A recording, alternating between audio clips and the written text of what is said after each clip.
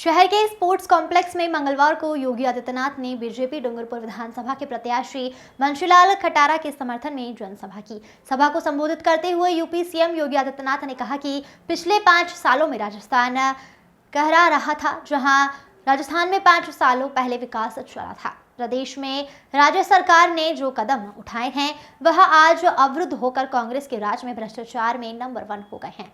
पिछले 5 सालों में राजस्थान में कांग्रेस राज महंगाई नंबर 1, पेपर लीक मामले में नंबर 1 और रेत माफियों का राज में नंबर 1 बन गया है। केंद्र में जब से मोदी सरकार आई है, पूरे विश्व में भारत देश और मोदी की तारीफ हो रही है। आज देश विकास की नई ऊंचाइयों को छू रहा है। उन्होंने कहा कि आतंकवाद के आकाओं को भी पता है कि आज भारत में कोई हलचल की है तो उनके टिकते ही नष्ट हो जाएंगे। अगर कोई भारत को छोड़ता है तो उसे भारत छोड़ता नहीं है। आज के समय में भारत के आंख दिखाने वालों की आंख हथेली पर दे देंगे। केंद्र की मोदी सरकार ने घड़ा 370 हटा दो है। नवीन इंफ्रास्ट्रक्चर भी मोदी की देन है। जहां गरीब कल्याण के लिए जो 55 वर्षों से नहीं हुआ है वह 9 सालों में हुआ है। इन 9 सालों में करोड़ों गरीब के घर बिजली, रसोई गैस पहुंच गई है। पंच तीर्थों का विकास काम मोदी जी ने किया है। संकट में समय में लोगों को संबल प्रदान करती है भाजपा सरकार। जहां संसार में आज कोरोना का भय है, लेकिन भारत कोरोना से मुक्त हो गया है। केंद्र की मोदी सरकार 80 करोड़ लोगों को फ्री में राशन दे रही है। अगर केंद्र में कांग्रेस सरकार होती तो कोरोना की वैक्सीन भी ब्लैक कर देने का काम कांग्रेस करती, जहां आज कांग्रेस की पहचान दंगा माफिया से होती है। उन्होंने कहा कि यूपी के माफियों का उपचार करने बुलडोजर लेकर आए हैं।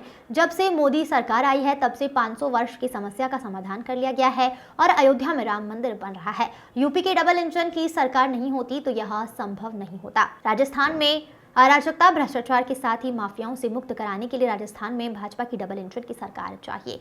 जनसभा में मुख्यमंत्री योगी ने 21 मिनट तक संबोधित किया। इससे पहले मुख्यमंत्री योगी आदित्यनाथ हेलीकॉप्टर से रिजर्व पुलिस लाइन में पहुंचे, जहां से सड़क मार्ग से शहर के स्पोर्ट्स कॉम्प्लेक्स में जनसभा को संबोधित किया गया। दिनेश सेवक की रिपोर्ट। आज मुझे ऋषि मुनियों की पावन धारा पर क्या भला वीडियो है यार। देश की आजादी के लिए, देश और धर्म की रक्षा के लिए बलवेदी पर अपना बलिदान देने वाले उन भारत माता के महान सपूतों की इस पावन धरा पर आकर के और आप सबसे संवाद बनाने का अवसर प्राप्त हुआ है। इस धरा को नमन करते हुए मैं आप सबका हृदय से अभिनंदन करता हूं। जनता जन समस्याओं के समाधान का मार्ग प्रशस्त किया। भाइयों बहनों, कांग्रेस ने देश की जनता को अभाव से त्रस्त किया था। मोदी जी ने देश के अंदर इंफ्रास्ट्रक्चर का एक नया मॉडल दिया। नए भारत में आज विश्व स्तरीय वैश्विक इंफ्रास्ट्रक्चर है। Highway, railway, airport, AIIMS, IIT, IIM और 1 डिस्ट्रिक्ट 1 मेडिकल कॉलेज की देखते प्रधानमंत्री मोदी जी की देन है। हर घर में योजना प्रधानमंत्री मोदी जी की देन है। और भाइयों बहनों, गरीब कल्याण के लिए जो 55 वर्षों में नहीं हो पाया वो मोदी जी ने मात्र 9 वर्ष में करके दिखा दिया। सबसे महंगा डीजल और पेट्रोल और हर प्रकार की व्यवस्था का कारण राजस्थान होगा। महंगाई के साथ साथ हमारा युवा नौकरी और रोजगार के लिए भटकता है और यहां पर सबसे ज्यादा पेपर लीक की घटनाएं राजस्थान के अंदर हो रही है।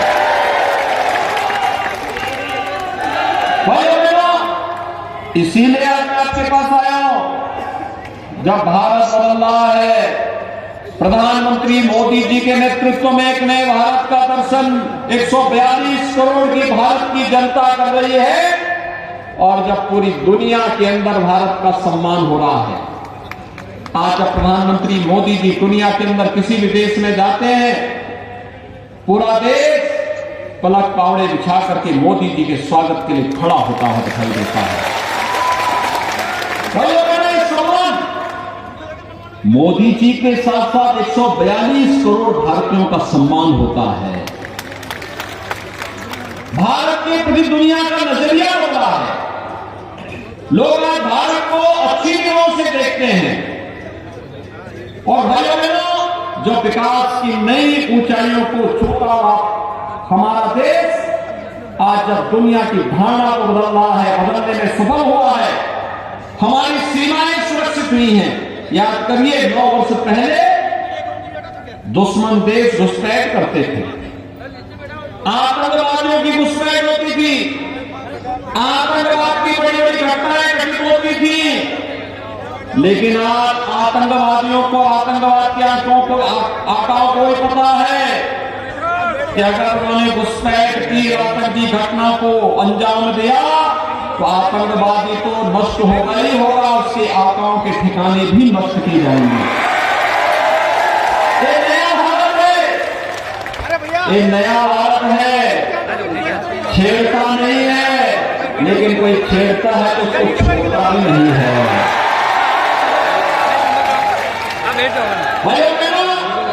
ये नया भारत है। हम लोग दुनिया के अंदर, दुनिया की मानव तत्व में पड़ी मानवता को राह दिखाने का काम भी करते हैं, लेकिन अगर किसी ने आंखें दिखाने का प्रयास किया तो उसकी आंखों को हथेली पे निकालने का काम भी करते हैं। नया भारत समस्याओं का नाम नहीं है, ये नया भारत समाधान का नाम है। प्रधानमंत्री मोदी जी के नेतृत्व में हर समस्या का समाधान भारत के पास है। कांग्रेस ने आतंकवाद हो करके अब भगवान राम विराजमान भी होंगे 22 जनवरी को। और भाइयों बहनों, हर हिंदुस्तानी की इच्छा है कि प्रभु राम के मंदिर में मैं भी दर्शन करूं। और क्यों नहीं हो? राम हमारे पूर्वज हैं, हम तो उस विरासत के हैं। जैसे हम लोग आते हैं ना, डोंगरपुर हो, उदयपुर हो, चित्तौड़गढ़ हो, हर व्यक्ति मानता है कि हमारे तीर्थ हैं, आधुनिक तीर्थ हैं, क्योंकि देश के लिए त्याग और बलिदान के लिए एक अमिट छाप इस धरती में छुड़ी है।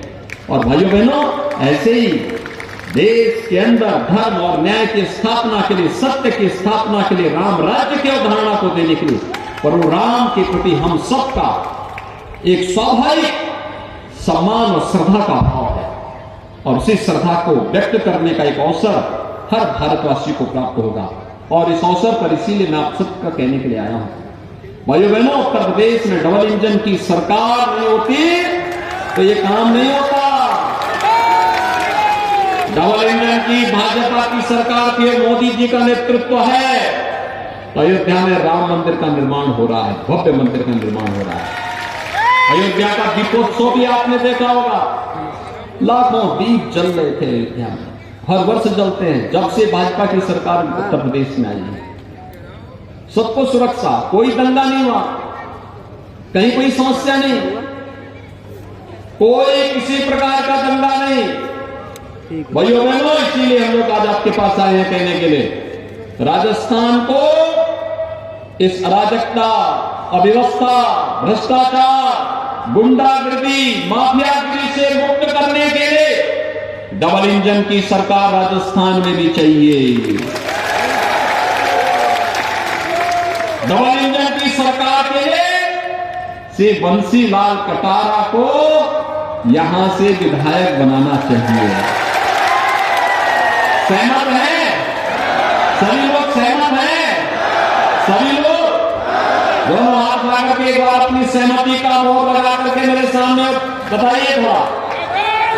दोनों हाथ लगा के बोलेंगे भारत माता की भाइयों बहनों। और मेरी अपील होगी आपसे, श्री बंसीलाल कटारा को कमल चुनाव चिन्ह पर आप जयपुर भेजिए। और भाइयों बहनों, बदले में बंसीलाल कटारा से मैं कहूंगा कि 22 जनवरी के बाद कोई एक शुभ मुहूर्त देख करके राम भक्तों को लेकर के अयोध्या आए। सहमत है? सब लोग सहमत है ना? तो भाइयों बहनों, आप सब डबल इंजन की सरकार बनाने के इस अभियान के साथ जुड़े। और भाइयों बहनों, बंसीलाल कटारा अपने कर्तव्यों का निर्वहन करने के लिए आगे डटेगा। इस विश्वास के साथ 25 नवंबर को कमल चुनाव चिन्ह पर भारतीय जनता पार्टी के प्रत्याशियों को भारी बहुमत से विजयी बनाने की अपील आप सबसे करते हुए अपनी वाणी को देता हूं विराम। जय जय श्री राम। 4 करोड़ गरीबों को आवास मिल गए, 12 करोड़ गरीबों को 6,000 रुपए हर वर्ष प्रधानमंत्री किसान सम्मान निधि का लाभ मिल रहा है। 4 करोड़ गरीबों के घर में बिजली के कनेक्शन पहुंच गए। 9 करोड़ 60 लाख गरीबों के घर में उज्ज्वला योजना का रसोई गैस का सिलेंडर भी पहुंच गया।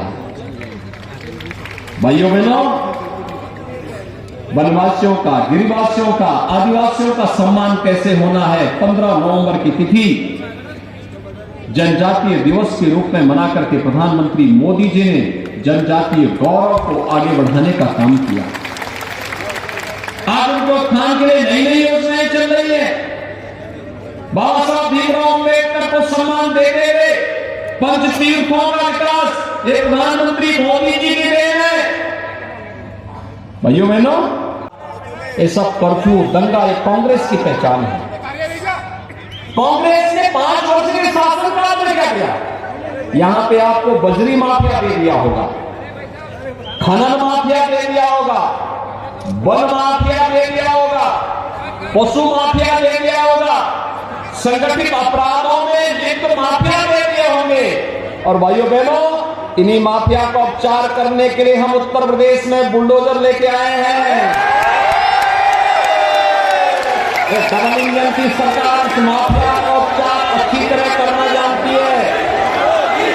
और इसके बारे में एक जनता को सुरक्षा की गारंटी और दूसरी तरफ आपकी आस्था का सम्मान। आस्था का सम्मान कैसे किया जाता है? कांग्रेस ने अपने सरकार के समय कहा था राम और कृष्ण हुए ही नहीं। आप याद करिए, हमारे यहां राजस्थान में जब हम आपस में मिलते हैं तो 2 ही संबोधन होता है, जय जोहार का और राम राम सा का। यही होता है ना, यही होता है ना, जय जोहार या राम राम सा, यही तो होता है। और कांग्रेस कहती है, एक तो सनातन को गाली देती है और दूसरी तरफ कहती है राम और कृष्ण तो हुए ही नहीं, यानी हमारे सनातन को भी गाली दे रहे हैं। तो हमें गाली दे रहे हैं, हमारे अस्तित्व पर प्रश्न खड़ा कर रहे हैं।